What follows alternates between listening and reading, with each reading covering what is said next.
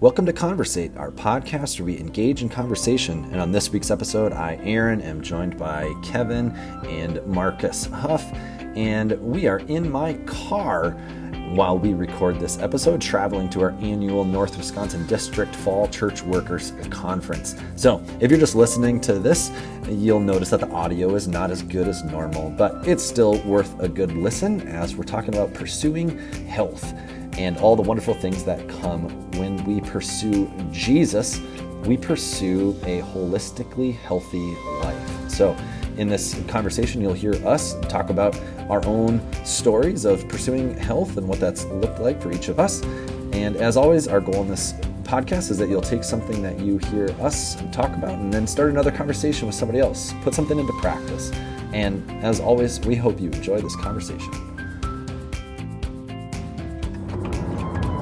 Should we cheers? Yeah, it's a tradition. Hey, fellas. Click, click, click, click, click, click. Greetings, y'all. From the back seat. From the bum. Welcome to our car, what do we call it? Our Carpool Conversate. Carpool Conversate. We've got, I'm here, it's Aaron, and Kevin, and Marcus, and we are driving.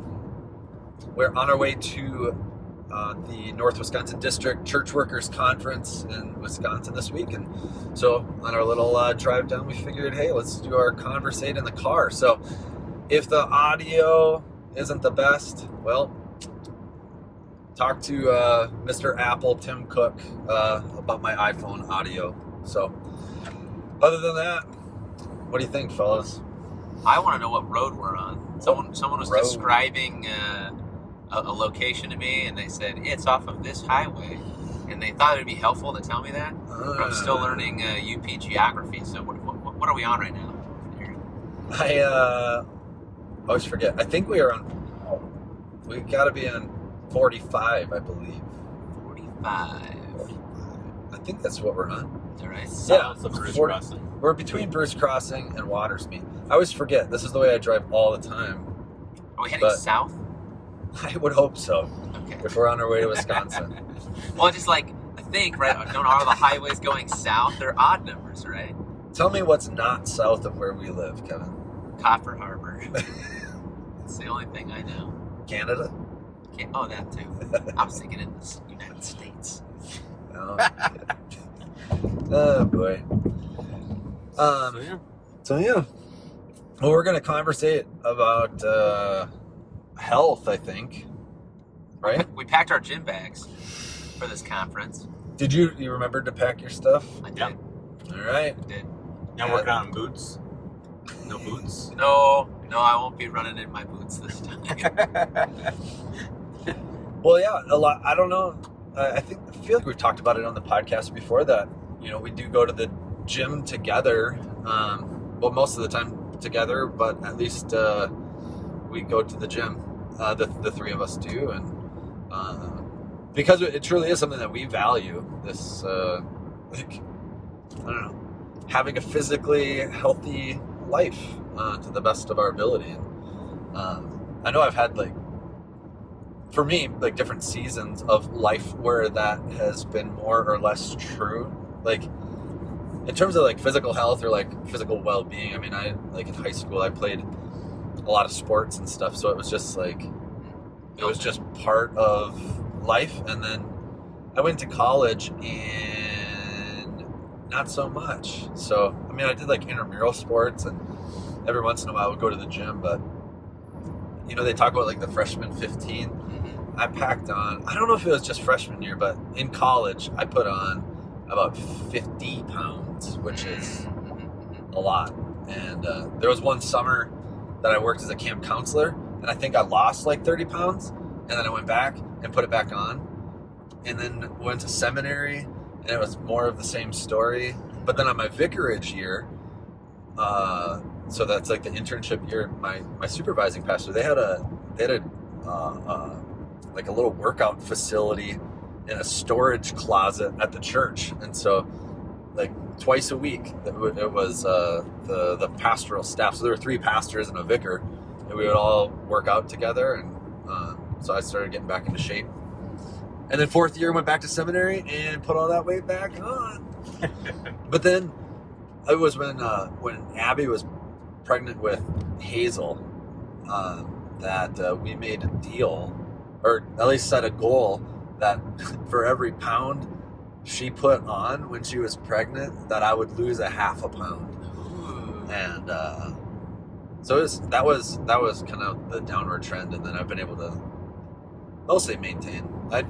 There was a season where I was running like a lot, and dropped some more pounds, but then I'm at a good healthy weight. So, anyways, that's my own journey. So, not that you wanted to know all of that, but I shared. Did your Fitbit print out that report for you this morning? Yes. I couldn't find my Fitbit. You're good to go. I couldn't find my Fitbit, but then I was cleaning out my back seat so that you could sit back there, Oh, thanks, buddy. and I found it. Nice. Nice. It's registered as doing yoga for the last 37 weeks. That's awesome. Yeah, I remember the first time you brought up working out together, and you referred to like your vicarage and the importance of that, and like it was formative in that way for that, and then us doing it. And part of it too is it's good to work out, and it's kind of great to have that, but like doing it as a community and having that accountability for that. So even like I'll go in the morning sometimes and miss like the 10 or 11 o'clock time you guys hit it. But there's kind of this built-in check-in system, like, are you working out? Are you showing up? Yeah. What's going on? And that's always helpful. Just doing it in community versus just, trying to lose weight or just be mentally fit, if you will, or just exercise to be healthy. Right. Trying to do it just on your own will. I'm really good at giving myself lots of cheat days. So, Yeah. Same. Cheat life. yeah. Yeah. But Yeah, when you were talking about the freshman 15, it made me hungry because I was thinking of. I also put on the freshman 15 in college, Did you? and every day in the cafeteria, I get a triple cheeseburger. Every day? Every single day for the fall semester, anyway, and it was delicious. It's really, but not good for my health. Yeah. But I've been thinking too. I mean, so. The beginning of this conversation here, we've been talking a lot about physical health, Right. but I really do. Yeah, I appreciate it in your sermon, bringing up that word shalom. Yeah. Idea of like you hear the term holistic, I think, a lot these days, and that's kind of what it's getting after, right? Yeah, I did get asked the question after my sermon. Like somebody said, what does that? You said the word holistic health a couple of times, and what does that mean? And I was like, oh, I guess that's something that's like in my frame of mind in terms of vocabulary. But I was just reiterating to this person. I just said, well, it means like all aspects, like financial, physical, emotional, spiritual, like the whole thing. And that's what the person who was asking assumed I meant, but was just double checking. But yeah, did that concept make sense? That idea of shalom, like that this is God's desired. I mean, the way I wanted to present it was like God has a desired, intended state for us, and so our like why would we even try to be healthy or get healthy? It's like, well, then we're actually like striving towards the things of God, like His desire for us, which I think, I don't know. Yeah, I'm just curious what your perspective is on that, or if that made sense. Well, I don't know if I'm answering the question. Okay, that's fine. But we're here to conversate. That's right. That's right. Not to interview. We get to the answers through our many words. Or at least I have to. I got to filter through mine. But no, I like the distinguishing in the sermon. You were very clear about shalom is much more than this idea of peace that maybe sometimes when we hear the word peace, we think of, which like could be. I think you did sort of like the sigh of relief after you've finished something, yeah. Or the absence of difficulty or something in your life as being peace. Yeah. When really shalom is more, it's larger than it. It's not just a feeling. It's actually the experience, I suppose, of having things kind of clicking and working together the way they were meant to and intended to. And I think that's what you're saying now too, right? Is that is the way God designed things. The fall of man, the garden, has thrown all sorts of wrenches and thorns and thistles into that. And so we live sort of in the frustration, you might say, the difficulty of broken shalom. Yeah. But that shalom is also, it's something that God is still seeking to give to us. And not just a mental or emotional experience of it, but actual wholeness in our existence, mind, body, and spirit. Yeah. And I thought of this after my sermon. I don't know if you've done this word study. I have not, like, comparing, if I remember my Greek, I think the Greek word for peace is the word eirene. Mm-hmm. And so we've got this Old Testament concept of shalom being peace, which is wholeness and completion. But then, like, if you think about the birth announcement of Jesus, like, peace on earth, goodwill toward men. It's right.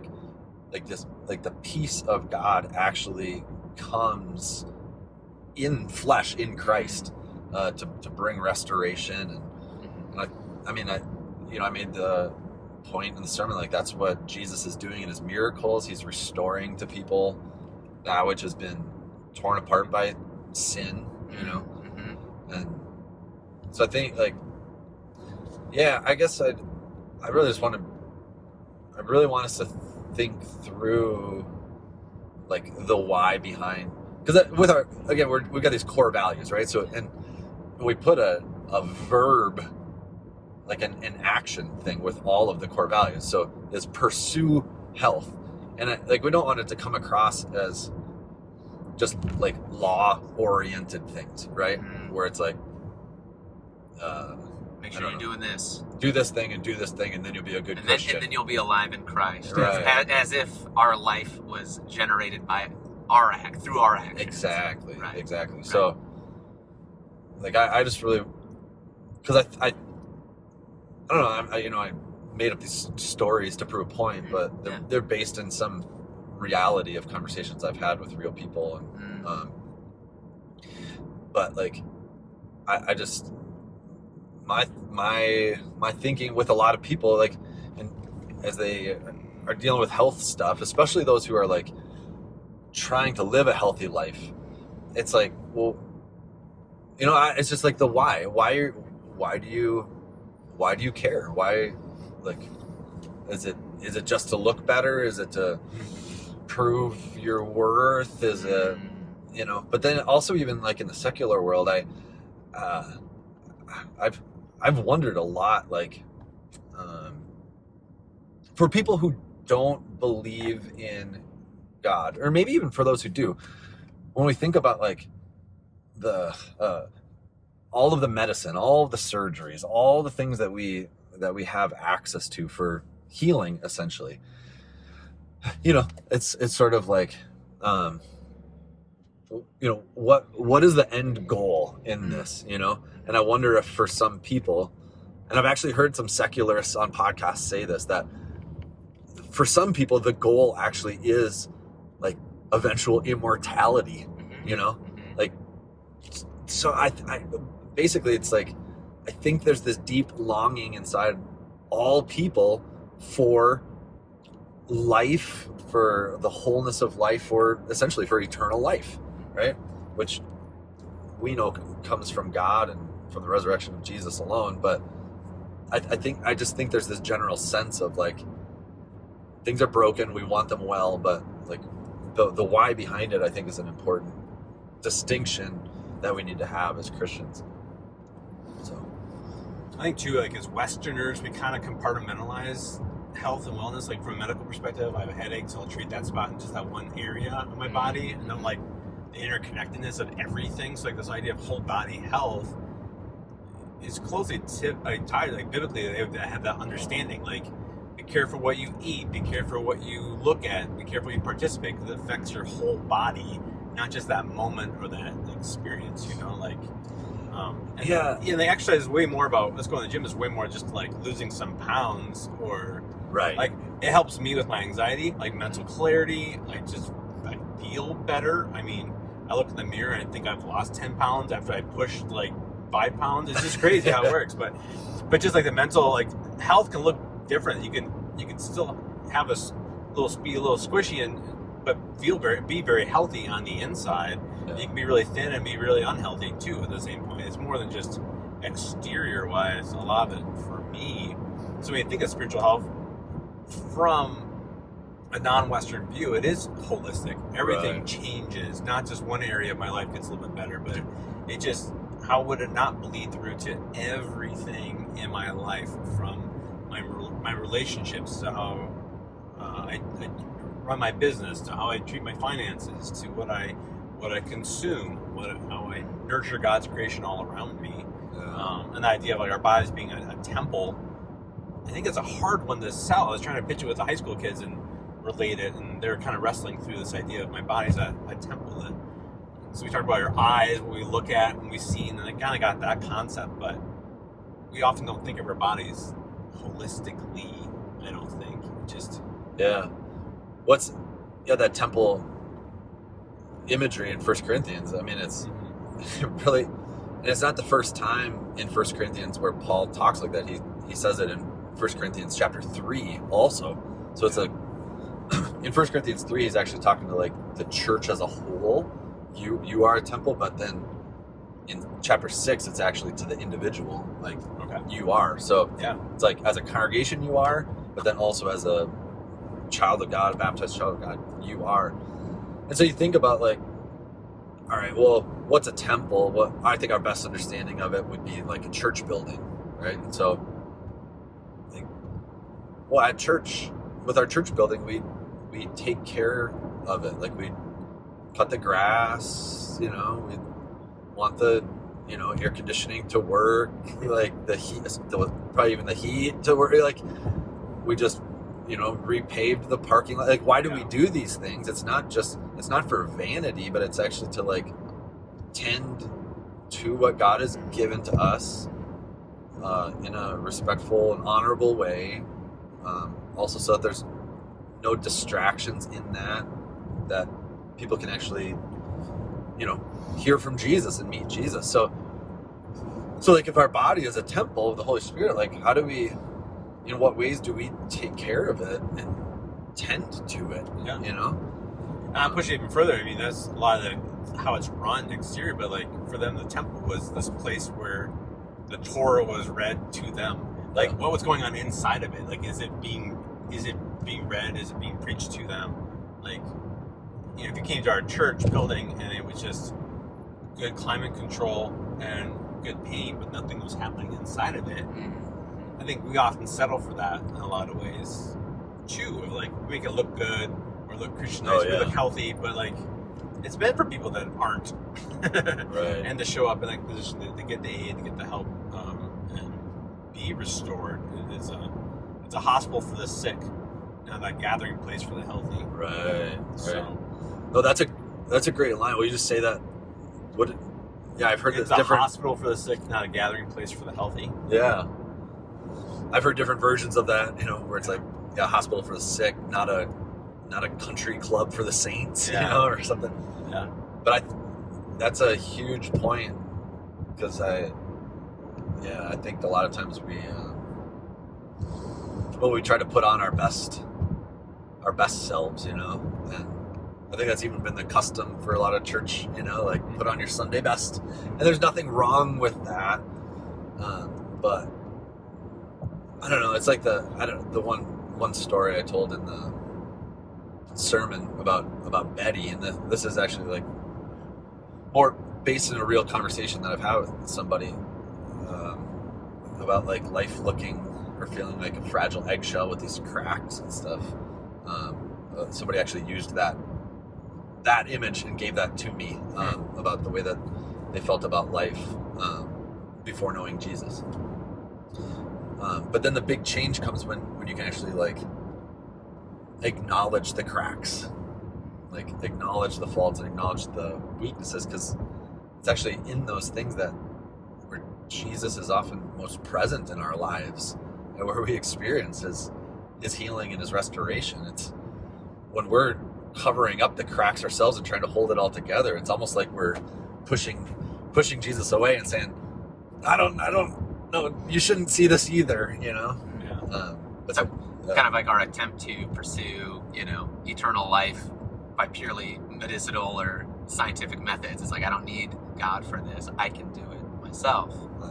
Yeah, I mean, I think you're right here to kind of like always be considering what is the underlying reason why I'm doing anything. Yeah. Because that's going to reveal what the heart trusts in and what it hopes in and believes in. And so, yeah, I mean, just like it's possible to work out and be physically fit for vain reasons, or to want attention, or because I think if I look a certain way, then I will be valued. It's the same sort of dynamic works with wearing your Sunday best. It's not wrong to wear your Sunday best, but why are you doing it? Is it a reflection of the God who loves me, and so I want to, I want to dress well for Him because I want to present myself well to Him? Yeah. Or is it, I feel like I need to look this way so that God will love me, so that my prayers will be accepted. Yeah. Or so that everybody else thinks that I've got it all together, and have nothing missing or lacking. Yeah. And I like, Marcus, too, to your point, what you're saying about like the holistic idea again. I think this is inherent in your sermon. You kind of went ultimately to this place of God is the fountainhead of healing. Like He is the source of all healing. Now that doesn't mean that I pray to God and I never have to go to the doctor, or I went to church this week so I don't have to brush my teeth. No, that's not how it works. But there is sort of like this overlap in these different areas. So like working out, yes, is good for my physical health, but so is managing my stress. And managing my stress might not look like, it could look like working out. That is a coping mechanism. But the ultimate way that I cope with my stress is by looking to the one who takes those things that are causing me anxiety away. Yeah. If I'm stressed out about, maybe it is my financial health. My financial health is not going so well, and it's like I'm getting so stressed out because I'm like, how am I going to make it? How are we going to get through this? And kind of every day is this like very tense lived experience. But then you encounter Jesus' words in Matthew 6 saying like, don't be anxious about anything. Like God clothes the lilies of the field, the birds of the air, He feeds them. Don't you think He's watching, out for you as well? And so I start to realize, oh shoot, again, I'm putting my hope in these things that can't, they're objects, I'm putting my hope in my own ability to provide for myself. Or if I'm getting stressed, there's some disconnect between me and the reality of God's shalom that He's offering to me. Yeah. Now again, that doesn't mean, I trust in God, so now I don't have to work. Yeah, right. But I don't work because I think I can only depend on myself. I work because God blesses me through the work that I do. Right. Like I was built to work. Right. And blesses other people through that right. work too. Exactly. Yeah. I think for our culture too, like what we take in with our eyes affects a lot of our ideologies and all these kinds of concepts. So I was thinking about you, and like you mentioned the idea of like financial stress and stuff. Well, if you're hanging around with people that are in debt, or you're seeing people living very luxurious lifestyles, it puts you in a bad spot. It leaves you in this position of want. Like, how do you find peace if you're always looking to the next thing? If you're absorbing that, or all the TV shows based on drama, you almost absorb that to know how to have good, like bad fights with people around in your lives and stuff like that too. But what you take in affects that, or how you think about that, or causes you stress, or makes you feel like you don't have enough, right? Because consider the lilies in the valley and what they're given. You can read that in the Bible, and that's awesome. And then you get all this advertising on whatever platform you're on, and saying like, don't trust anybody. You have to have it. It's all about you. You have to hold it all together. And for some reason, it's easier to believe that narrative than trust God in this position, And so it's good to be reflective of that. What is impacting your stress levels? What's impacting your thought processes? And what do you need to take a break from? Like, what do you need to diet from in that perspective of cut out for a stage to get something healthy? And what's affecting all of that? It's hard to get financially well when you're signed up for every coupon code imaginable on your emails, and this prison of like want and materialism is just being bombarded by. Like, you got to clean up some of that to not be around it, and to be around healthy people, and have that space to have a chance to hear God's still quiet voice and the sea of noise all around us. Right. When I think, I mean, as we're talking about like holistic health too, when it comes to our spiritual health, I don't think that our spiritual health is like one slice of the pie.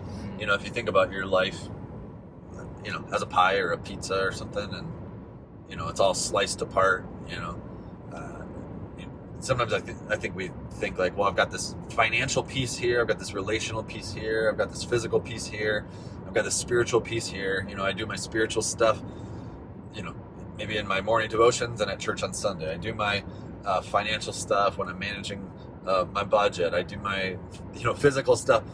But especially our spiritual health, our relationship with God, you know, our pursuit of Jesus, and I think that's the whole thing. It's in everything, and I think this is the point that I want to make, is like that God cares about the whole thing. He cares about your whole life. He's got a desire for wellness for you for all of eternity, and so to invite Jesus into your pursuit of your physical well-being, like to, I mean, pray about your physical health, pray about your emotional health, pray about your financial health, pray about your physical health. Like, bring him into all of these things, you know. And I think if we're pursuing Jesus, then we're going to pursue the things of Jesus, right? So if our eyes are on Jesus, he's gonna lead us into this desire for the things that he offers us, which is the wholeness of life. But it's, I mean, even from a secular standpoint, though, I mean,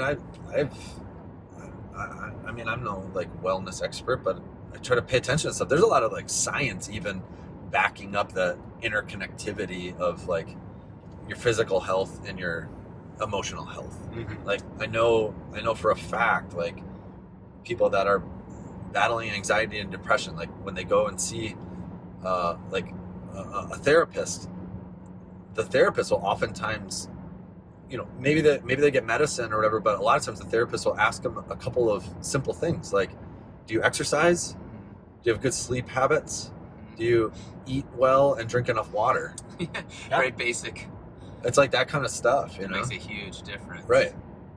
So that was the biggest rebuke I got. There was a book that I was reading called Trauma Stewardship that Molly read during her Master of Social Work studies. And it's again about kind of this holistic piece in that, you know, your activity in areas affect other areas. And I've not been disciplined in my life about working out or getting, you know, being physically active. It's not something I'm very good on my own, which is why I appreciate the community, Marcus, the accountability.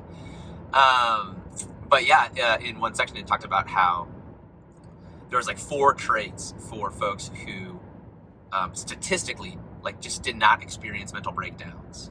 And being physically active was one of those 4 traits. It was like, if you do this, that's a huge help to not battling or breaking down mentally, which is something that I was struggling with at the time. Huh. So it's to your point, Aaron, yeah, like even in the secular world, these things are identified, that there's a sort of a shalom aspect, like a wholeness aspect that's just ingrained into who we are as people. I think too of my best friend from home, Andrew. He's a doctor now, and he went and did his work at A.T. Stills University in Kirksville, and their little catchphrase on their university is mind, body, and spirit. Huh.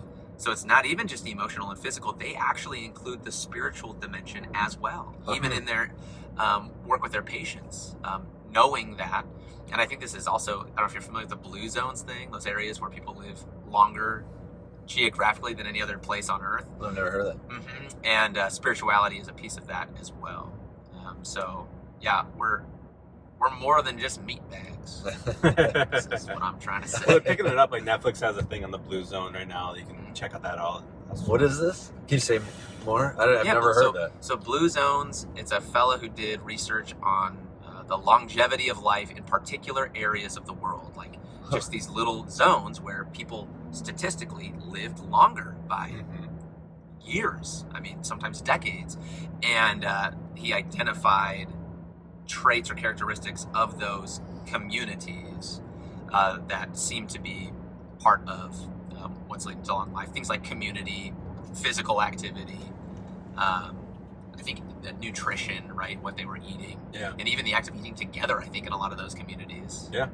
I mean, working through a book called Comfort Crisis, and it highlights a lot of those same areas too. Just like the comfort epidemic that we're kind of in lifestyle wise, but like how good it is to push your body and like hard task, you know, stuff like that. Yeah, part of the Blue Zone, there's an image of like a older lady, I think from like Patagonia areas like that, but just sitting there like making tortillas, this very physical, laborsome thing. You know, didn't show up in plastic, but she's like 102, you know, and just rocking it and doing these things. And he said part of that is doing this. Your whole lifestyle is part of this rhythm. You don't just stop, you know. And I think, for our faith lives, it's don't stop. Keep pursuing it. Keep pushing through it. Like all our ministries are meant to like keep building. They're all formative. There's not one time you get formed and then you just kind of like do patchwork from there on out. Like you're continually being formed and reformed by what happens in our building on Sunday morning, midweek, through this podcast, and also what you do on your phone all week long, and how you engage with coworkers all week long, and what you listen to on the radio or whatever. So it's a constant work in progress. And like where you said earlier, Aaron, it's about where you keep your eyes focused. That's where you're going to go, you know. So I think of Psalm 1, Aaron, just to that point of yours about the spiritual kind of covering everything. And the very first Psalm, you know, says, "Blessed is the man," and it doesn't say who spends all his time worrying about how to be as physically fit as possible, or spending his time making all the right investments so that he can, you know, be lucrative and have a successful financial life, or who amasses relationships. All of those things are good. They're not bad. Those areas of health, that's what we're saying. It's all part of your being. But it's blessed is the man whose love is the scriptures. It says the law of God, but it's talking about the Torah is the word. That's the story, the first 5 books of the Bible. You know, this is Old Testament people singing this. For us, we sing the story of Jesus, you know, the fulfillment of the Torah. When that is in place, it's going to set you up for shalom, because you're not just chasing after these other things as one more way of basically stressing yourself out in your life. Awesome. Well, I think that's a good word to end on. We could make this podcast last for 4 hours because we got a long drive, but we could karaoke on it too. We could have totally co-opted it. I don't have that kind of storage on my phone because I got too many pictures of children. So I don't either. Yeah. So we better press pause on this one, and you know, shalom to you guys, and shalom to you people listening. God's peace be to you, and keep your eyes on Jesus. Pursue Him, and invite Him into all of those aspects of your well-being, and find your ultimate healing in Him. So, all right, cheers, brothers. Cheers.